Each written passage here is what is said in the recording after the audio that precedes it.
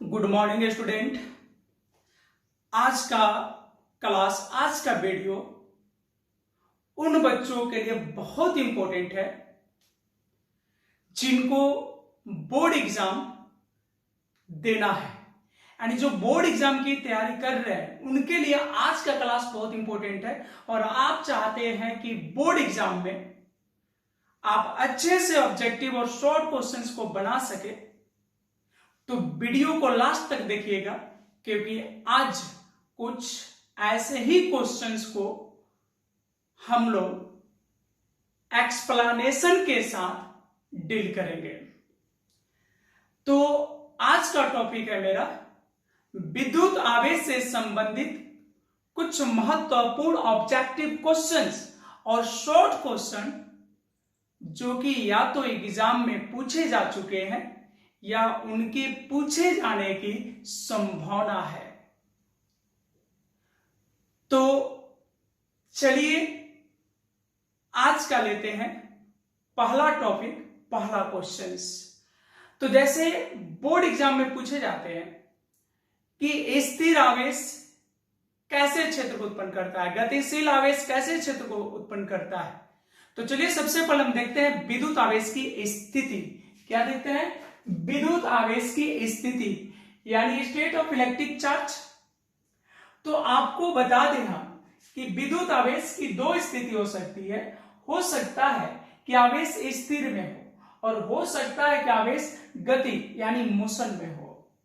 तो जब आवेश स्थिर होता है यानी स्थिर आवेश की बात करें, यानी ऐसे आवेश जो विरामावस्था में है यानी रुके हुए हैं, यानी जिनमें समय के साथ कोई परिवर्तन नहीं होता हो, तो ऐसे आवेश सिर्फ और सिर्फ यानी केवल विद्युत क्षेत्र को जनरेट करता है। स्थिर आवेश यानी ऐसे आवेश जो विरामावस्था में है केवल विद्युत क्षेत्र को उत्पन्न करते हैं। इस बात को याद रखिएगा और नोट कर लीजिएगा। यानी जो स्थिर यानी विरामावस्था में जो आवेश रहेंगे वो केवल कैसे क्षेत्र को उत्पन्न करते हैं? केवल विद्युत क्षेत्र को उत्पन्न करते हैं।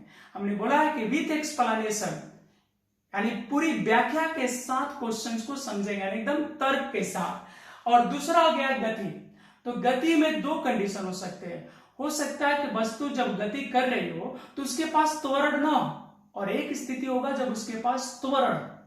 तो जब वस्तु के पास त्वरण नहीं हो तो वस्तु के गति को समरूप गति कहते हैं। तो यहां पे मान लेते हैं कि आवेश के गति और गति में त्वरण नहीं, मतलब आवेश का जो त्वरण है वो कितना है? 0। तो उस समय गति को हम लोग क्या बोलते हैं? समरूप गति। क्या बोलते हैं? समरूप गति। समरूप गति का मतलब है त्वरण कितना होना चाहिए? 0। और जब आवेश समरूप गति से चलता है तो वह दो प्रकार के क्षेत्र को उत्पन्न करता है। विद्युत क्षेत्र तो उत्पन्न करेगा ही और साथ में चुंबकीय क्षेत्र को भी उत्पन्न करता है। समझने वाली बात है कि अगर आवेश स्थिर है यानी विरामावस्था में है तो सिर्फ विद्युत क्षेत्र को जनरेट करता है, लेकिन जब वो वही समरूप गति से होता है तो विद्युत क्षेत्र और चुंबकीय क्षेत्र दोनों को उत्पन्न करता है। और अगला है कि अगर गति में यदि आवेश के गति में साथ में क्या हो? त्वरण हो यानी एक्सेलरेशन हो, यानी एक्सेलरेशन का वैल्यू 0 नहीं हो, नॉट इक्वल टू 0, मतलब कुछ वैल्यू होगा। तो जब त्वरण होगा तो आपका आवेश विद्युत क्षेत्र उत्पन्न करेगा, चुंबकीय क्षेत्र भी उत्पन्न करेगा और साथ में बहुत सारी ऊर्जा उत्पन्न करेगा, और उसी ऊर्जा को हम लोग बोलते हैं विद्युत चुंबकीय तरंग, यानी वेव फॉर्म में एनर्जी को रिलीज करेगा। यानी जब आवेश स्थिर होगा तो केवल विद्युत क्षेत्र को उत्पन्न करेगा। अगर आवेश का त्वरण 0 हो और वह गति में हो तो वह विद्युत क्षेत्र और साथ में चुंबकीय क्षेत्र को उत्पन्न करेगा। लेकिन अगर आवेश त्वरण के साथ गति में हो तो वह विद्युत क्षेत्र को उत्पन्न करेगा, साथ में चुंबकीय क्षेत्र भी उत्पन्न होगा और साथ ही साथ ऊर्जा रिलीज होगा। यानी वो ऊर्जा किस रूप में होगा? उस ऊर्जा को हम लोग क्या बोलेंगे? विद्युत चुंबकीय तरंग। कॉन्सेप्ट क्लियर है? अब आते हैं इससे रिलेटेड कुछ क्वेश्चंस जो बोर्ड एग्जाम में पूछे जा सकते हैं। तो क्वेश्चंस है आज का एक स्थिर आवेश उत्पन्न करता है, एक स्थिर आवेश उत्पन्न करता है, बोलिए यहाँ पे आवेश स्थिर है तो वह कैसे क्षेत्र को उत्पन्न करेगा? केवल विद्युत क्षेत्र या केवल चुंबकीय क्षेत्र या दोनों, यानी विद्युत क्षेत्र साथ ही चुंबकीय क्षेत्र या इनमें से कोई क्षेत्र नहीं? तो क्या होने वाला है आंसर आपका? तो अगर स्थिर आवेश है तो हम बोलेंगे कि केवल विद्युत क्षेत्र को उत्पन्न करता है। कैसे क्षेत्र को? केवल विद्युत क्षेत्र को। चलिए एक और क्वेश्चन लेते हैं। एक नियत चाल, चाल के जगह वेग भी दे सकता है, एक नियत चाल से गतिशील आवेश उत्पन्न करता है, यानी आवेश गति में तो है लेकिन उसका त्वरण 0 है, तो कैसे क्षेत्र को उत्पन्न करेगा? विद्युत क्षेत्र साथ में चुंबकीय क्षेत्र। कैसे क्षेत्र को उत्पन्न करता है? तो बोलिए विद्युत क्षेत्र और साथ में विद्युत क्षेत्र और चुंबकीय क्षेत्र दोनों को ना, तो लिख देंगे विद्युत क्षेत्र और चुंबकीय क्षेत्र। ठीक है। अगर यही क्वेश्चन होता कि एक त्वरित आवेश उत्पन्न करता है तो क्या बोलते हैं हम लोग आंसर में? एक त्वरित आवेश उत्पन्न करता है तो क्या लिखेंगे आंसर में? विद्युत क्षेत्र, विद्युत क्षेत्र प्लस चुंबकीय क्षेत्र और साथ में बोलिए चुंबकीय क्षेत्र प्लस ऊर्जा, और वो ऊर्जा किस फॉर्म में होगा? विद्युत चुंबकीय तरंग के रूप में। तो उम्मीद करते हैं ये क्वेश्चन आपको समझ में आ गया होगा, इसका एक्सप्लेनेशन भी समझ में आया होगा और आपको मजा भी आया होगा। तो चलिए देखते हैं इसी विद्युत आवेश से जुड़ी हुई कोई कुछ और महत्वपूर्ण ऑब्जेक्टिव क्वेश्चन। डियर स्टूडेंट, अब हम लोग देखेंगे आवेश का द्रव्यमान पर क्या प्रभाव पड़ता है। यानी जब कोई वस्तु आवेशित होती है तो उसके द्रव्यमान पर क्या प्रभाव पड़ता है। यानी हम आज ये जानेंगे कि उसका द्रव्यमान घटेगा या बढ़ेगा कब? जब वस्तु को आवेशित किया जाएगा तब। तो पहले हम ये जानेंगे कि आवेशित वस्तु क्यों होता है, यानी वस्तु पर आवेश क्यों आता है। यानी आज का मेरा सोचने वाला प्रश्न ये होगा कि वस्तु पर आवेश क्यों आता है। तो चलिए क्यों का जवाब लेते हैं। यदि किसी पदार्थ से, क्या बोले, यदि किसी पदार्थ से इलेक्ट्रॉन निकाला जाता है या पदार्थ को इलेक्ट्रॉन दिया जाता है तो पदार्थ पर आवेश उत्पन्न हो जाता है। अब यहां भी प्रश्न होता है कि सर प्रोटॉन क्यों नहीं निकाला जाता है। तो प्रोटॉन नाभिक में न्यूट्रॉन के साथ स्ट्रॉन्ग एनर्जी के साथ, मजबूत ऊर्जा के साथ बंधे रहते हैं, जबकि इलेक्ट्रॉन की बंधन ऊर्जा प्रोटॉन की तुलना में कम होती है, जिसके कारण आसानी से इलेक्ट्रॉन को निकाला जा सकता है या इलेक्ट्रॉन को दिया जा सकता है। तो प्रोटॉन को क्यों नहीं निकालेंगे या प्रोटॉन को क्यों नहीं जोड़ेंगे, ये बात तो आप समझ गए होंगे। आइए अब जानते हैं यहाँ पे कि कब प्लस और कब माइनस होगा। तो चलिए अगर हम बात करें कि आपको तो पता है कि आवेश दो प्रकार के होते हैं, एक ऋणात्मक और दूसरा धनात्मक। तो प्लस कब होगा और माइनस कब होगा ये पिछले वीडियोज में हम लोग देख चुके हैं। लेक्चर 1 में ही हम बता दिए थे कि कैसे प्लस होता है और कैसे माइनस होता है। लेकिन एक छोटा सा मॉडल है, यहाँ देखते हैं। देखिए, अगर कोई विद्युत उदासीन पदार्थ है, अगर कोई विद्युत उदासीन पदार्थ है और आप इसमें इलेक्ट्रॉन को ऐड करते हैं, यानी यदि पदार्थ को इलेक्ट्रॉन आप देते हैं तो इस पे कैसा आवेश होता है? ऋणात्मक आवेश, यानी नेगेटिव चार्ज। अगर पदार्थ से इलेक्ट्रॉन को आप बाहर निकालते हैं तो उस पे कैसे आवेश आता है? प्लस आवेश। कैसे आवेश इस पे आ जाते हैं? प्लस आवेश। कब? जब इससे इलेक्ट्रॉन को बाहर निकाला जाता है। और इस पे कैसे आवेश आ जाते हैं? माइनस आवेश। कब? जब इलेक्ट्रॉन को ऐड किया गया है। अब इसके प्रभाव को देखना है कि द्रव्यमान पर क्या होता है।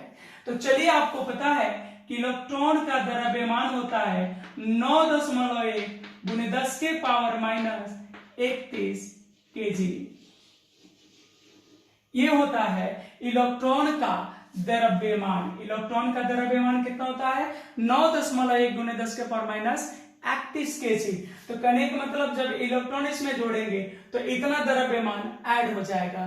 तो जब द्रव्यमान ऐड हो जाएगा तो ऋणावेशित पदार्थ का द्रव्यमान पहले वाले पदार्थ से क्या हो गया अधिक हो गया, यानी जो सामान्य पदार्थ है उससे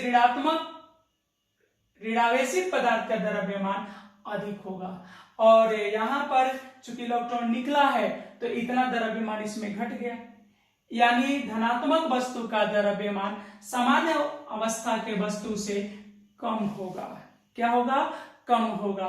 तो आइए इस कॉन्सेप्ट से जुड़ी हुई कुछ बोर्ड क्वेश्चन देखते हैं जो कि पूछा हुआ भी है ये वाला क्वेश्चन, और ये पूछे भी जा सकते हैं। तो चलिए आज का पहला क्वेश्चन है धनावेशित वस्तु का द्रव्यमान, यानी अगर वस्तु पे पॉजिटिव चार्ज आता है तो उसके द्रव्यमान पर क्या प्रभाव पड़ता है। तो देखिए यहाँ पे क्या हो गया है घट जाएगा ना, क्योंकि जो सामान्य अवस्था का द्रव्यमान वो अधिक है धनावेशित से। तो क्या लिखेंगे बोलो, वस्तु का द्रव्यमान घट जाता है। वस्तु का द्रव्यमान क्या हो जाता है घट जाता है। अगर ऋणावेशित वस्तु का द्रव्यमान बोले तो क्या होगा, ऋणावेशित का मतलब है कि इलेक्ट्रॉन ऐड किया गया है, यानी इतना द्रव्यमान क्या होना चाहिए बढ़ जाना चाहिए। तो क्या होगा यहाँ पे द्रव्यमान बढ़ जाता है। आवेशित वस्तु का द्रव्यमान ऋणावेशित वस्तु का द्रव्यमान क्या होता है बढ़ जाता है। लेकिन आपको 2018 में ये क्वेश्चन पूछा गया था। किस साल में 2018 में पूछा गया था कि जब किसी वस्तु को आवेशित किया जाता है तो उसका द्रव्यमान, जब किसी वस्तु को आवेशित किया जाता है तो उसका द्रव्यमान 4 ऑप्शन थे, बढ़ता है, घटता है, अचर रहता है यानी नियत रहता है, और बढ़ भी सकता है और घट भी सकता है। तो आपको पता है कि अगर धनावेशित होता तो बोलते द्रव्यमान घटता है, अगर ऋणावेशित होता तो बोलते कि द्रव्यमान बढ़ता है। लेकिन यहाँ तो आवेश की चर्चा ही नहीं है कि धनात्मक है या ऋणात्मक है, तो क्या बोलेंगे घट भी सकता है और बढ़ भी सकता है। यानी इस स्थिति में आंसर हम कौन बोलेंगे डी, क्योंकि आवेश के प्रकार की चर्चा नहीं है। और उम्मीद कर रहे हैं कि आपको बहुत अच्छे से समझ में आ रहा होगा। तो चलिए देखते हैं तीसरा ऑब्जेक्टिव। और अब देखेंगे हम लोग आवेश के मात्रक के बीच संबंध। जैसा कि आप पहले भी पढ़ चुके हैं कि आवेश का एसआई मात्रक क्या होता है कूलॉम, और सीजीएस मात्रक में 2 प्रकार बताए थे। एक था स्थिर वैद्युतिकी मात्रक जिसको स्टैट कूलम, और तीसरा मतलब ईएसयू का सीजीएस का दूसरा फॉर्म था EMU यानी इलेक्ट्रोमैग्नेटिक यूनिट यानी विद्युत चुंबकीय मात्रक, और ये था एब्सोल्यूट कूलम। तो इनके बीच के रिलेशन पे आधारित कुछ क्वेश्चंस एग्जाम में पूछे जाते हैं। तो आइए आज इसके बारे में देखते हैं सबसे पहले रिलेशंस को। तो आपको पता है कि 1 कूलम इक्वल टू कितना स्टेट कूलम होता है, 1 कूलम इक्वल टू होता है 3 × 10⁹ state coulomb. 1 coulomb equal to कितना होता है 3 × 10⁹ स्टेट कूलम, और 1 कूलम इक्वल टू होता है 1/10 absolute coulomb. 1 coulomb equal to कितना एब्सोल्यूट कूलम 1/10, यानी कहने का मतलब है कि 1 एब्सोल्यूट कूलम होता है 10 कूलम के बराबर। ठीक है, तो इस तीनों को हम लिख सकते हैं एक साथ। तीनों को एक साथ क्या लिख सकते हैं 1 coulomb equal to 3 × 10⁹ state coulomb equal to 1/10 absolute coulomb. तो क्वेश्चन था कि 1 कूलम आवेश कितने ईएसयू के बराबर होता है, 1 कूलम आवेश कितने ईएसयू के बराबर होता है। ये बोर्ड में पूछा हुआ क्वेश्चन है, और ये पूछा था 2011 में। ये कब पूछा था 2011 में पूछा था बोर्ड में। तो कैसे इसको क्या बोलोगे कितना होना चाहिए, तो बहुत लोग आंसर 1 कूलम सिंपल है ये। देखिए तो 1 कूलम इक्वल टू कितना स्टेट कूलम, इतना स्टेट कूलम, सिंपल है, कोई प्रॉब्लम नहीं है। यहीं पे एक और क्वेश्चन है कि विद्युत आवेश का क्वांटक ईएसयू मात्रक होता है, यानी ईएसयू में बताना है आपको। किस में बताना है? ईएसयू में। तो इसके लिए 4 ऑप्शन है, पहले हम सॉल्व करके देखते हैं। ऐसे बहुत लोग इसको मार देंगे। -1.6 × 10⁻⁻19 कूलम ये इलेक्ट्रॉन पर आवेश होता है, लेकिन किसमें? एसआई यूनिट में, और यहाँ पूछा है ईएसयू में। तो जल्दीबाजी करने की जरूरत नहीं है। क्वेश्चन पे अगर टाइम देते हैं तो क्वेश्चन आपका सही होगा, और हर एक नंबर का महत्व उतना ही है जितना आपके लिए 5 नंबर का महत्व है। तो ऐसा नहीं है कि ऑब्जेक्टिव क्वेश्चन को जल्दीबाजी में करेंगे और लॉन्ग क्वेश्चन पे समय लेंगे, ऐसा कतई नहीं होना चाहिए। तो आइए देखते हैं क्या है मेरा। क्वांटम ईएसयू मात्रक होता है। तो क्वांटमीकरण सिद्धांत के अनुसार इलेक्ट्रॉन का कम से कम एक इलेक्ट्रॉन होना चाहिए। Q = n का मान 1, तो कम से कम 1 इलेक्ट्रॉन। तो चलिए सबसे पहले रिलेशन देखते हैं कि चूंकि 1 कूलम = होता है 3 × 10⁻9 ESU होता है ना। 1 कूलम = इतना इलेक्ट्रोस्टैटिक यूनिट। अब पूछ रहा है विद्युत आवेश का क्वांटम ईएसयू मात्रक में होता है। तो क्वांटमीकरण सिद्धांत के अनुसार आवेश हमेशा इलेक्ट्रॉन के पूर्णांकी गुणज के रूप में होता है, और यहां पे कह रहा है ईएसयू मात्रक, क्वांटक ईएसयू मात्रक। तो क्वांटक ईएसयू मात्रक का मतलब है कि आपका आवेश का न्यूनतम मान को ध्यान में रख के बनाना है, और आवेश का न्यूनतम मान 1 इलेक्ट्रॉन के बराबर होता है, यानी 1.6। तो आपको बदलना है, इसलिए 1.6 × 10⁻⁻19 कूलम = क्योंकि 1 इलेक्ट्रॉन कम से कम होना चाहिए। आवेश के उत्पन्न होने का कारण है इलेक्ट्रॉन का जाना या आना, इलेक्ट्रॉन को ग्रहण करना या त्याग करना। तो कम से कम इलेक्ट्रॉन का मान पूर्णांक संख्या में कितना हो सकता है? 1। तो इतने आवेश का मान आपको ईएसयू में पूछा है। तो 1 कूलम इतना, यानी कहने का मतलब है कि अगर 1 आम का दाम 4 रुपया है तो 5 आम का दाम कितना होगा? 5 × 4। तो उसी तरह अगर 1 कूलम इतना ईएसयू के बराबर है तो इतना कूलम, तो गुना कर देंगे तो हो जाएगा 1.6 × 10⁻⁻19 और × 3 ×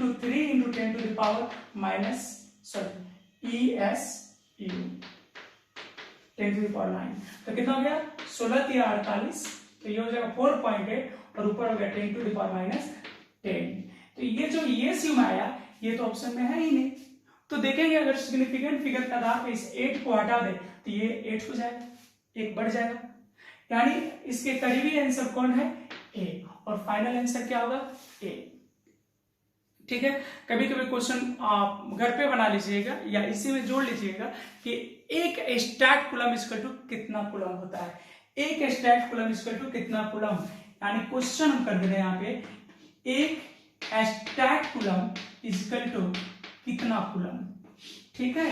तो कैसे बनाएंगे? तो इस तरह से, चूंकि 3 × 10⁻9 स्टेट कूलम = 1 कूलम होता है ना। तो यहां पर हो जाएगा 1 स्टैट कूलम = 1/3, और ये ऊपर ले जाएंगे तो 10⁻⁻9 हो जाएगा -9 कूलम। ठीक है। तो आइए अब इससे आगे देखते हैं, और इस बार देखेंगे हम लोग क्वांटमीकरण सिद्धांत से रिलेटेड कुछ क्वेश्चन। और अब देखेंगे हम लोग आवेश के क्वांटमीकरण सिद्धांत पर आधारित क्वेश्चन। किस सिद्धांत पर? क्वांटमीकरण। और आपको शायद याद होगा आवेश का क्वांटमीकरण सिद्धांत। आवेश का क्वांटमीकरण सिद्धांत क्या कहता है? आवेश के क्वांटमीकरण सिद्धांत के अनुसार किसी पदार्थ पर उत्पन्न आवेश हमेशा आवेश की मूलभूत इकाई यानी इलेक्ट्रॉन के पूर्णांकी गुणज के रूप में होता है, और उस आधार पे सूत्र आया था क्वांटमीकरण का Q = ±Ne, जहां n पूर्णांक संख्या था, और पूर्णांक संख्या का मतलब होता है पूर्ण अंक संख्या, यानी वो भिन्न में नहीं होगा। कैसे होगा? जैसे 1 2 3 4 5 6 7 8 9 10 ... और इधर -1, -2, -3, -4 हो सकता है। ये कभी भी 1.25, 3.68, 9.48 यानी कोई भी दशमलव वाली संख्या नहीं होगा। अगर n का मान दशमलव में आ गया तो हम बोलेंगे आवेश का मान संभव नहीं है। और आवेश का मान संभव कब है? जब n का मान पूर्णांक है। ठीक है, तो आइए सबसे पहला क्वेश्चन देखते हैं आज का। निम्नलिखित में किसका अस्तित्व संभव नहीं है? यानी निम्नलिखित में कौन सा आवेश का मान संभव नहीं है, और ये हम कैसे बतलाएं कि आवेश का यह मान होगा या नहीं होगा? ये हमें बतलाने का कोई अधिकार नहीं है। ये कौन डिसाइड करेगा कि आवेश का ये मान होगा या नहीं होगा? इसको डिसाइड करने के लिए हम लोग निकालेंगे n, यानी इसको कौन डिसाइड करेगा? n। अगर n का वैल्यू पूर्णांक आता है तो बोलेंगे आवेश का मान संभव है। अगर जिस डाटा के लिए n का मान दशमलव में आ जाता है यानी पूर्णांक नहीं आता है, उसको बोलेंगे आवेश का वह मान संभव नहीं है। तो आपको पता है कि आवेश का मान निकालने के लिए हम लोग n निकालेंगे और n इक्वल टू होता है Q/E। तो अगर ये वैल्यू रखेंगे तो 10 के पावर -19 कट जाएगा और 3.2 1.6 से कट जाएगा, तो इसके लिए आ जाएगा 2। a के लिए n का मान कितना आएगा? 2, और 2 तो पूर्णांक संख्या है, तो बोलेंगे ये तो आवेश का मान संभव है। अगर इसको चर्चा करें तो 10 के पावर -19 कट जाएगा, यहां रखेंगे तो ई का वैल्यू रखेंगे ना नीचे, तो ये कट जाएगा। अब बचेगा ऊपर 6.4, नीचे बचेगा 1.6, तो ये 4 बार में कट जाएगा, बिकॉज 16 चौके 64, तो ये भी मान संभव है। अगर इसको रखे तो सीधा सीधे एक बार में कट जाएगा। अगर इसको रख के देखते हैं 2.4 गुणे 10 के पावर -19 अब आगा 1.6 गुणे 10 के पावर -19, तो ये तो कट गया, तो ये हो गया 1.5 और यहाँ पे दशमलव मान आ गया। यहाँ पे कैसा माना गया? दशमलव माना गया, तो बोलेंगे आवेश का यह मान संभव नहीं है। आवेश का यह मान संभव नहीं है, यानी कौन से मान संभव नहीं है? तो ये मान संभव नहीं, यानी इसका अस्तित्व नहीं है, यानी आवेश का यह मान नहीं हो सकता है। अब देखेंगे ये बहुत इंपॉर्टेंट है और बहुत बार इस टाइप के क्वेश्चन को पूछा गया है। कभी यहाँ पे +1 तो कभी -1 कर दिया जाता है। ठीक है, तो अगर -1 करता तो बोलता है कितने इलेक्ट्रॉन की अधिकता होनी चाहिए, और चूंकि +1 है तो इसलिए पूछा कितने इलेक्ट्रॉन की कमी होनी चाहिए। यानी एक वस्तु पर +1 कूलम्ब आवेश होने के लिए इलेक्ट्रॉन की कमी होनी चाहिए, यानी कितना आवेश कम होगा तो ये इतना हो जाएगा। तो चलिए इसको सॉल्व कर देते हैं आंसर। यानी आपको n निकालना है और n इक्वल टू हो जाएगा Q/E।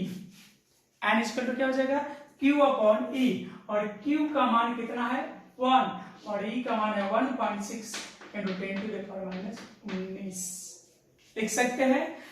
एक में इतना से भाग देंगे तो आएगा 0.625 और गुणे 10 के पावर 19।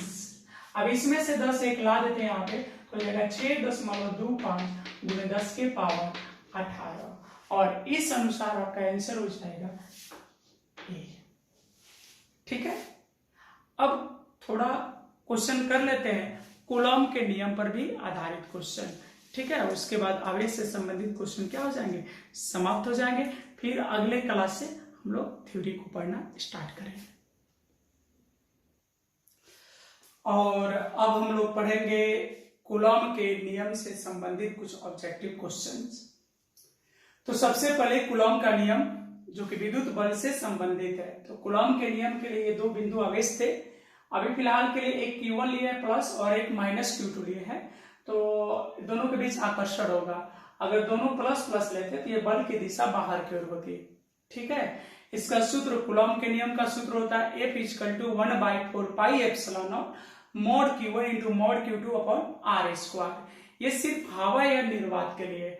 अगर इसके बीच में कोई माध्यम होता तो सूत्र हो जाता है F = 1/4πε0, यहाँ आप लिख देते εr, और mod Q1 × mod Q2/r²। यहाँ क्या हो जाता? εr।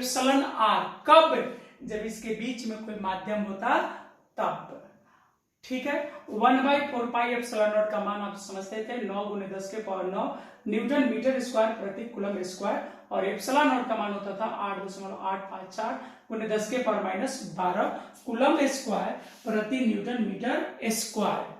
अब आते हैं क्वेश्चंस पे, जो कि 2009 और 2014 एग्जाम में पूछा है और बहुत ही सिंपल है। क्वेश्चन था कूलम बल है, कूलम बल है 2009 और 2014 में पूछा है। केंद्रीय बल, विद्युत बल ए और बी दोनों कोई नहीं। तो जहां तक आप पढ़े हैं कूलम बल, आपको तुरंत याद पड़ेगा विद्युत बल, और बहुत सारे बच्चे विद्युत बल को ही टिक कर देते हैं, लेकिन ये गलत होगा, क्योंकि कूलम बल है तो देखिए जब दो आवेश बनाते हैं, जब भी दो आवेश बनाते हैं तो जो दूरी नापते दोनों के बीच का, वह कहां से लेते हैं, दोनों के केंद्र से लेते हैं। कहां से लेते हैं, केंद्र से, इसलिए यह एक केंद्रीय बल भी होगा।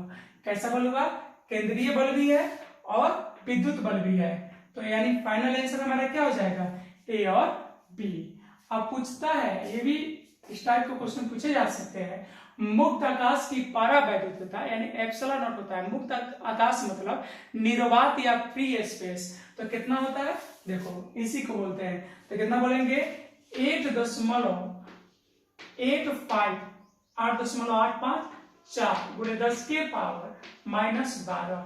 आप ये भी मात्रक लिख सकते हैं, या एक और मात्रक जो यूज होता है, आगे पढ़ेंगे हम लोग इसको, फैराड प्रति मीटर। आगे के चैप्टर्स में पढ़ेंगे इसको, फैराड प्रति मीटर। जहां विद्युत चुंबकीय प्रेरण पढ़ेंगे हम लोग, वहां पर फैराड मात्रक आएगा। ठीक है। अब अगला क्वेश्चन देखते हैं। फैराड पर मीटर इसलिए लिख दिए क्योंकि ये तो यहाँ देख रहे हैं आप, कूलम स्क्वायर प्रति न्यूटन मीटर स्क्वायर, तो ये भी होगा और वो भी होगा। तो दोनों ऑप्शन, दोनों में जो भी ऑप्शन में देगा उसको आप टिक कर लेंगे। अब है क्वेश्चन कि यदि दो आवेशों के बीच की दूरी दुगनी कर दी जाए तो उनके बीच लगने वाला बल होगा। तो ये किस पे हो गया, और इस टाइप के क्वेश्चंस हम पिछले लेक्चर्स में किए हैं। F1R1² = F2R2² हो गया। तो चलिए डायरेक्ट इसको बनाते हैं आंसर।